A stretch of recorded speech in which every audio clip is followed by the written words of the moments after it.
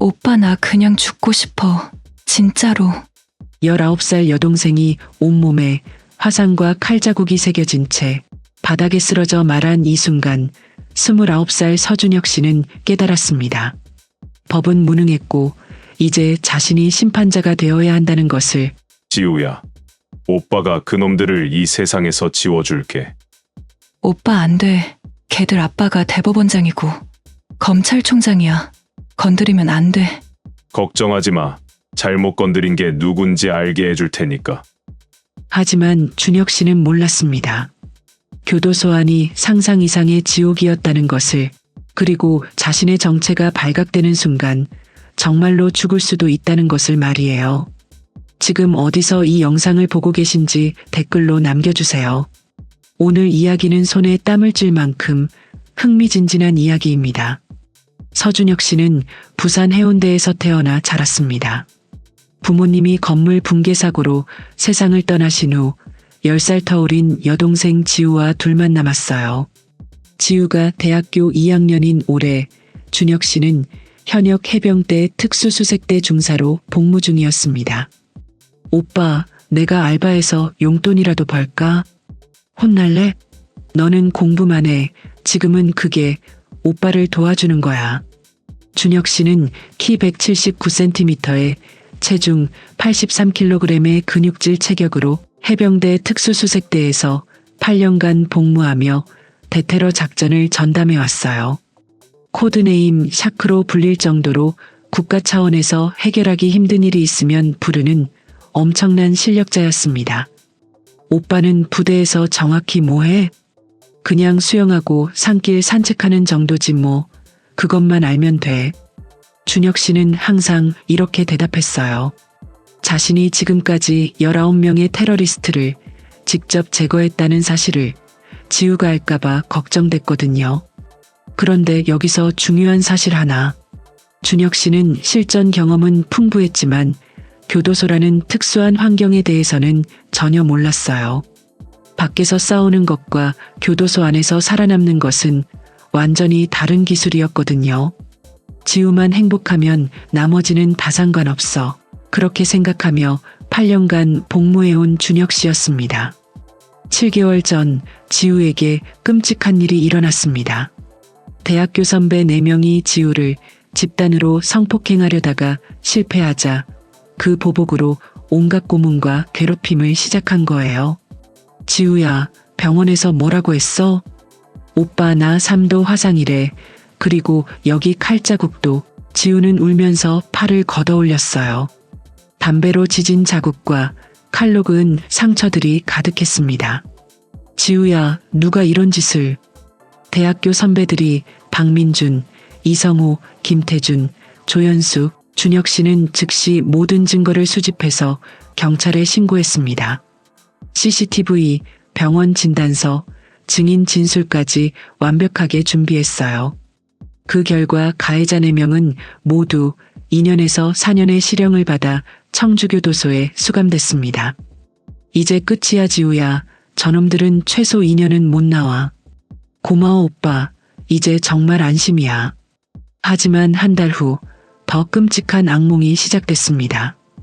교도소에 수감된 가해자들이 면회를 통해 밖에 있는 동조자들에게 새로운 지시를 내린 거예요. 지우를 완전히 망가뜨리자 그년 자살하게 만들어. 그날 이후 지우는 하루에도 15명이 넘는 사람들에게 쫓기며 온갖 고문을 당하게 됐어요. 오빠 어제는 라이터로 살을 찢었어. 그리고 칼로 여기를. 지우가 보여준 새로운 상처들을 본 순간 준혁 씨는 온몸이 떨렸어요. 여러분도 이런 상황은 상상만으로도 끔찍하셨을 겁니다. 가해자들이 감옥에 있는데도 밖에서 더 심한 고문이 계속되는 상황 말이에요. 경찰에 신고했어? 응, 근데 교도소에 있는 선배들과의 연관성을 증명하기 어렵다고 했어. 그럼 어떻게 해야 하는데? 지우는 절망적인 표정으로 말했어요. 모르겠어. 점점 더 심해져. 더 심해진다고? 응, 밤에 15명이 우리 집 앞에 와서 소리 지르고 벽에 붉은 페인트로 죽어라라고 써놨어. 준혁 씨는 분노가 치밀어 올랐어요. 그리고 오늘은 이걸 받았어. 지우의 휴대폰으로 온 문자 메시지를 받습니다. 일주일 안에 자살하지 않으면 너를 납치해서 정말로 죽여버리겠다. 뭐라고? 교도소에 있는 박민준 선배가 보낸 거래. 면회온 친구를 통해서 그 순간 지우가 바닥에 주저앉으며 말했어요. 오빠, 나 그냥 죽고 싶어. 진짜로. 이런 마음 이해가 되시죠? 법적 처벌이 끝났는데도 괴롭힘이 더 심해지는 절망감 말이에요. 그날 밤 준혁 씨는 극단적인 결심을 했습니다. 법이 해결 못하면 내가 직접 들어가서 해결한다. 다음 날 새벽 준혁 씨는 대대장을 찾아갔어요. 대대장님, 긴급히 상의드릴 일이 있습니다. 무슨 일인가? 위장수감을 신청하겠습니다. 뭐? 위장수감? 준혁 씨는 지우의 상황을 상세히 보고했어요. 제 여동생을 괴롭힌 놈들이 청주교도소에서 지시를 내리고 있습니다. 밖에서는 절대 해결할 수 없어요. 대대장은 난색을 표했어요. 준혁아, 그건 너무 위험해. 교도소는 우리가 훈련받은 전장과 완전히 달라. 알고 있습니다. 특히 내가 현역 군인이라는 게 발각되면 너는 진짜 죽을 수도 있어. 대대장은 오랫동안 고민하다가 말했어요. 첫째, 2달 안에 임무를 완료하고, 둘째, 절대 정체를 들키면 안 돼. 셋째, 대대장의 표정이 심각해졌어요. 만약 실패하면 너는 군법 재판에 서게 돼. 그리고 우리는 너를 지켜줄 수 없어. 각오하고 있습니다. 마지막으로 교도소 안에서는 내가 완전히 혼자야. 아무도 널 도와줄 수 없어. 48시간 후 준혁 씨는 군사기밀 유출 및 적국 내통 혐의로 긴급 체포되어 청주교도소에 수감됐어요. 하지만 첫날부터 예상치 못한 문제가 발생했습니다. 새끼, 너 군인 출신이지? 깜빵고참인 황대식이 준혁 씨를 의심스럽게 쳐다봤어요. 아니요, 그냥 IT 회사 다녔습니다. 거짓말하지 마. 걸음걸이랑 자세 보면 바로 알아. 어디 부대? 준혁 씨는 식은땀을 흘렸고 첫날부터 정체가 들킬 위험에 처한 거였습니다. 정말 회사원입니다. 황대식이 싸늘하게 웃으며 말했어요. 좋아, 며칠 더 지켜보자. 거짓말쟁이는 여기서 오래 못 살아.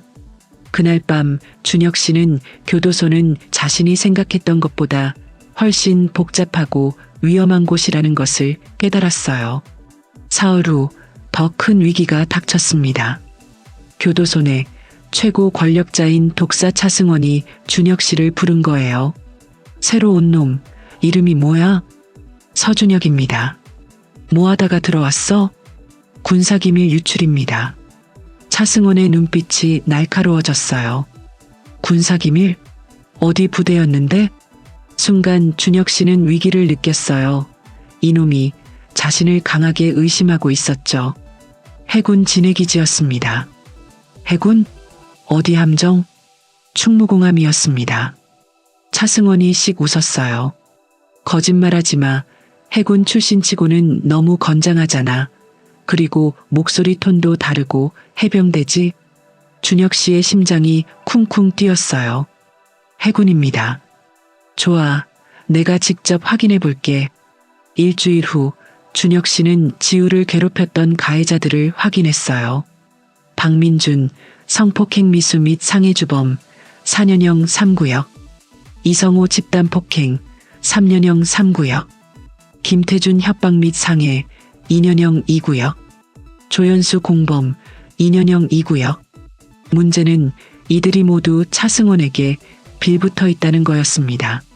열흘 후 예상했던 위기가 현실이 됐습니다. 차승원이 준혁 씨를 창고로 불러냈어요. 서준혁, 내가 확인해 봤는데 해군에 너 같은 놈은 없더라. 그럴 리가. 그럼 너는 누구야? 정체가 뭐야? 차승원이 날카로운 칼을 꺼냈어요. 스파이냐 아니면 경찰이냐? 아닙니다. 마지막이다. 정체를 말해. 안 그러면 여기서 죽어. 준혁 씨는 선택의 기로에 섰어요. 정체를 밝히면 임무는 실패하지만 살 수는 있었고 끝까지 버티면 정말 죽을 수도 있었습니다. 말 안 할 거냐? 차승원이 칼을 목에 댔어요. 3초 준다. 하나, 둘. 순간 준혁 씨가 번개처럼 움직였습니다. 0.3초 만에 차승원이 바닥에 쓰러져 있었어요. 으악! 너 뭐야? 어떻게? 준혁 씨가 차승원의 목을 누르며 차갑게 말했어요. 해병대 특수수색대 중사 서준혁이다. 특수수색대?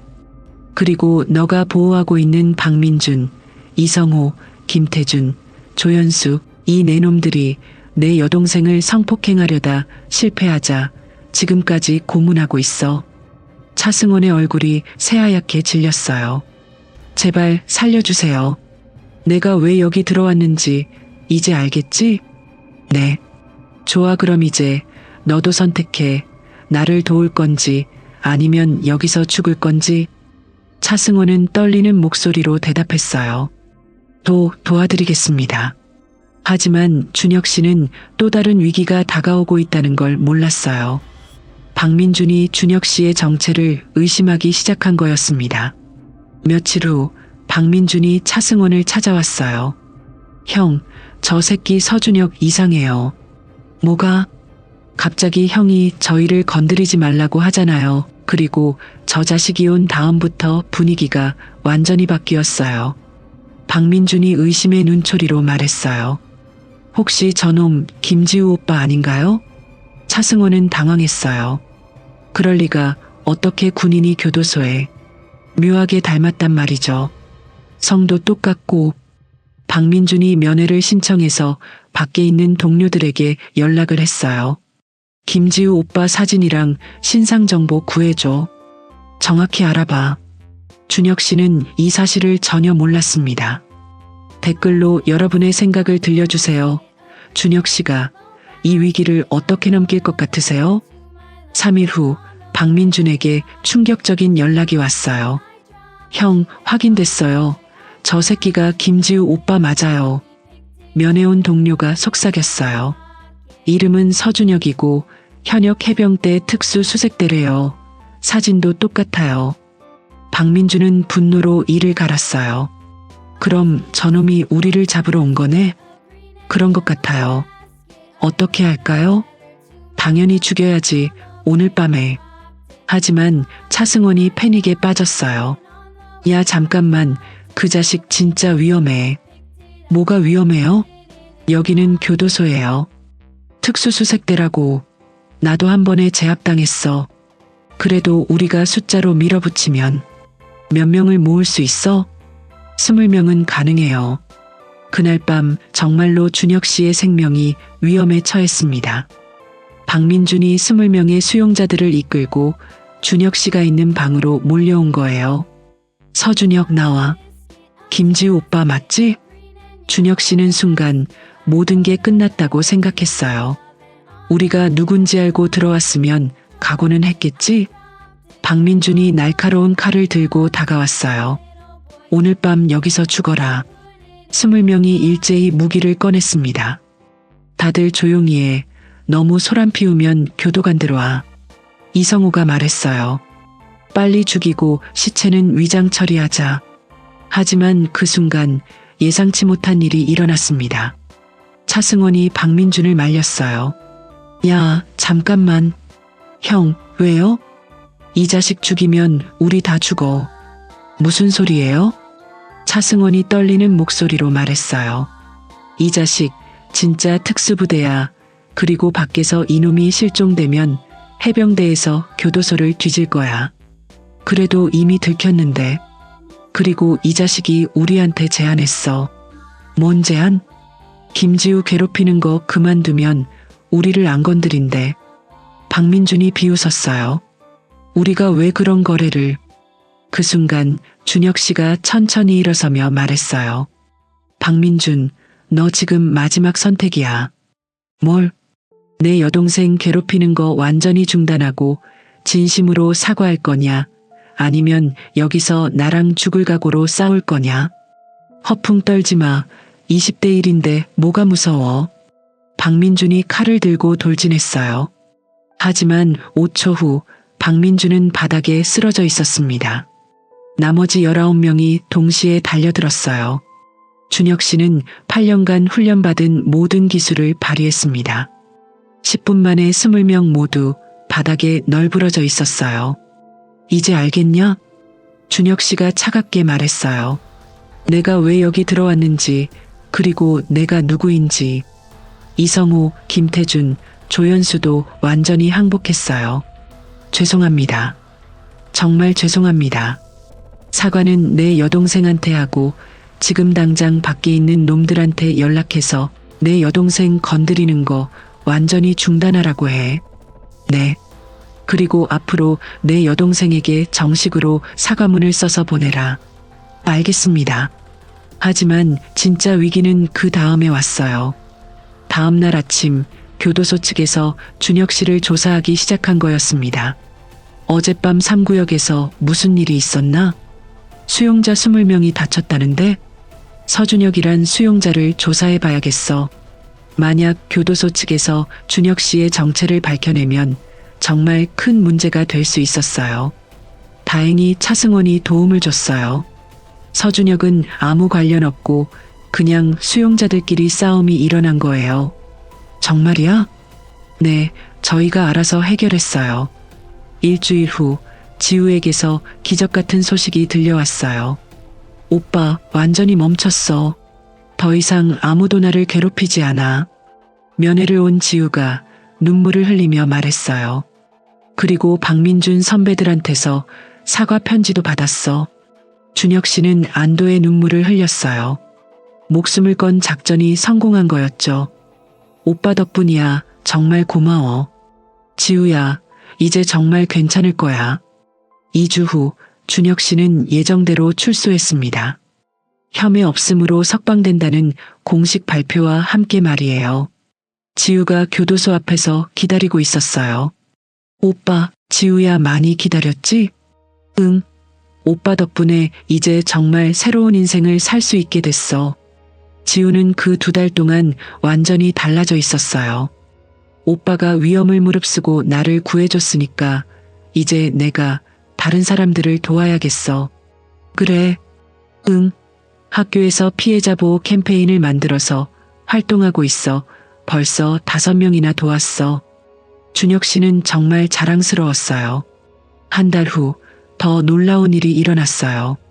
박민준을 비롯한 4명의 가해자들이 출소하자마자 지우를 찾아와서 땅에 무릎을 꿇고 사과한 거예요. 지우 씨, 정말 죄송합니다. 저희가 진짜 인간 쓰레기였어요. 이제 완전히 다른 사람이 됐어요. 평생 속죄하며 살겠어요. 그쪽 오빠 덕분에 정신을 차릴 수 있었습니다. 지우는 놀랍게도 그들을 용서해줬어요. 이제 다들 진짜 좋은 사람으로 다시 태어나세요. 가장 놀라운 건 차승원의 변화였어요. 출소 후 차승원이 준혁 씨를 찾아온 거예요. 서준혁 씨, 정말 고맙습니다. 갑자기 뭐가? 저도 교도소에서 나쁜 짓만 하고 살았는데 형님 덕분에 정신을 차렸어요. 차승원은 지금 청소년 상담센터에서 봉사활동을 하고 있다고 했어요. 제가 교도소에서 겪은 일들을 아이들에게 얘기해서 잘못된 길로 가지 않게 도와주고 있어요. 지금 준혁 씨는 전역 후 민간 보안업체를 운영하고 있어요. 특히 학교 폭력과 스토킹 피해자들을 전문적으로 보호하는 일을 하고 있습니다. 교도소에서의 경험이 정말 도움이 돼요. 이제 어떤 위험한 상황에서도 대처할 수 있거든요. 지우는 대학을 졸업한 후 검찰청에 입사했어요. 나도 오빠처럼 악한 놈들로부터 선량한 사람들을 지키는 일을 하고 싶어. 최근에는 정말 감동적인 소식도 있었어요. 준혁 씨가 운영하는 보안업체에 정부에서 공식 의뢰가 들어온 거예요. 학교폭력 전담 특수 보안팀을 구성해달라는 요청이었습니다. 준혁 씨의 사례가 언론에 알려지면서 큰 반향을 일으켰어요. 정부에서도 이런 전문적인 접근이 필요하다고 판단했습니다. 준혁 씨는 이 제안을 받아들였어요. 제 경험이 다른 피해자들에게 도움이 된다면 기꺼이 하겠습니다. 지금 준혁 씨의 팀은 전국의 심각한 학교 폭력 사건들을 담당하고 있어요. 특히 법적 해결이 어려운 복잡한 사건들을 전문적으로 처리하고 있습니다. 오빠 팀 덕분에 구해진 아이들이 벌써 150명이 넘는데요.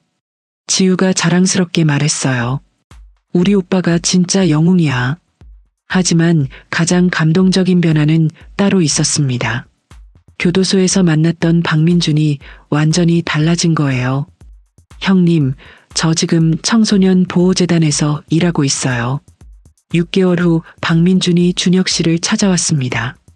제가 했던 짓들을 고백하고 다른 가해자들이 잘못된 길로 가지 않게 상담해주고 있어요. 정말이야?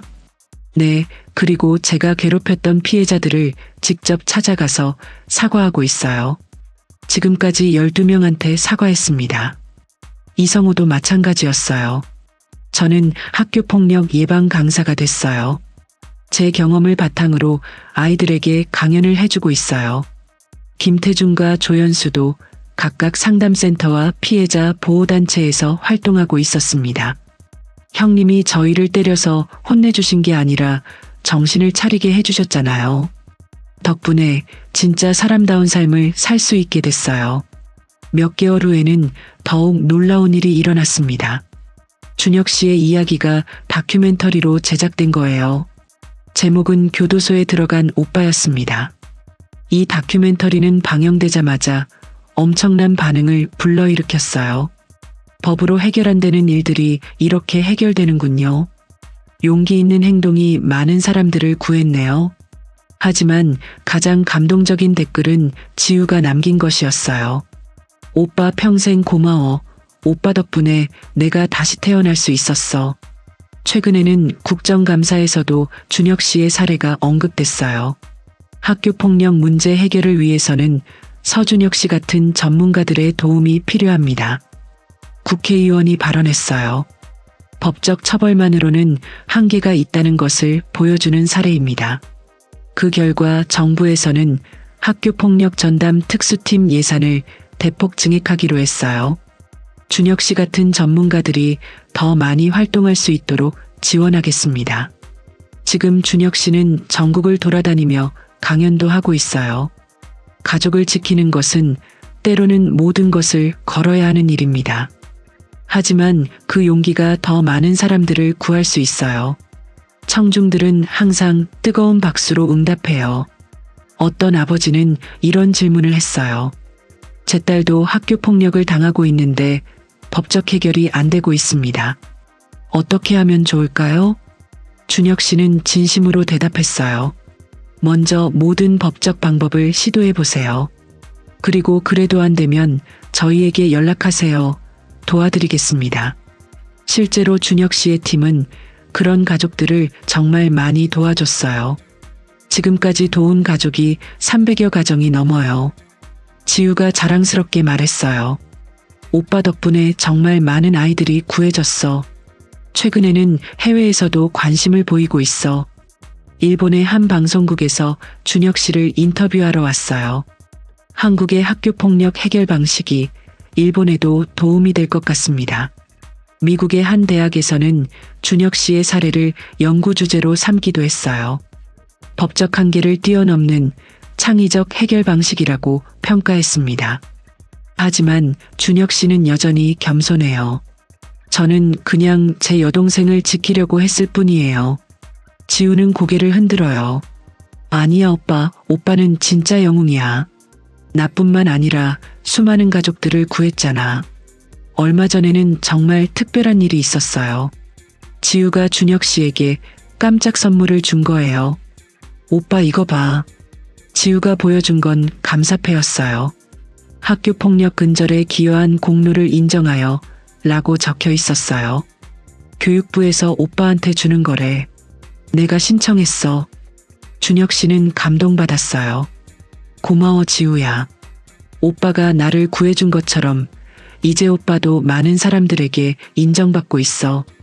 현재 준혁 씨의 보안업체는 전국 주요 도시에 지점을 두고 있어요.